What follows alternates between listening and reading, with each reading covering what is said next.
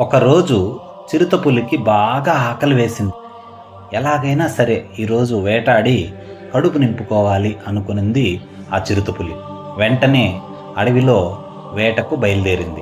అలా వెళ్తున్న చిరుతకు ఒకచోట దూరంగా గడ్డి మేస్తూ ఒక జింక కనపడింది. వెంటనే దాని మీద దాడికి దిగింది. కానీ ఎంత తరిమినా, ఎంత ప్రయత్నించినా జింక దొరకకుండా పరిగెడుతూనే ఉంది. అలా తరిమి, తరిమి, తరిమి చిరుతపులి చివరకు అలిసిపోయింది. వెంటనే జింకను ఒక క్షణం ఆగమని ఇలా అనింది. "ఇంక నిన్ను నేను తరమలేను, వేటాడలేను, నాకు ఓపిక కూడా లేదు. కానీ నాకు ఒక చిన్న సందేహం, దానికి సమాధానం చెప్పు. అసలు నేను ఇంతగా తరుముతున్నా కూడా నీవు ఎందుకు నాకు దొరకడం లేదు" అని అడిగింది. దానికి జింక నవ్వుతూ, "మరేం లేదు, నీవు లంచ్ కోసం తరుముతున్నావు, కానీ నేను నా లైఫ్ కోసం పరిగెడుతున్నాను" అని చెప్పి వెళ్ళిపోయింది.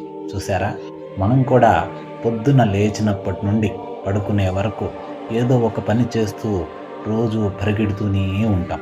అయితే మనం చేస్తున్న ఆ పని మనం ఒక్క పూట లంచ్ చేయడానికి మాత్రమేనా, లేదా మన లైఫ్ను మార్చుకోవడం కోసమా అనేది మనమే ఆలోచించుకోవాలి.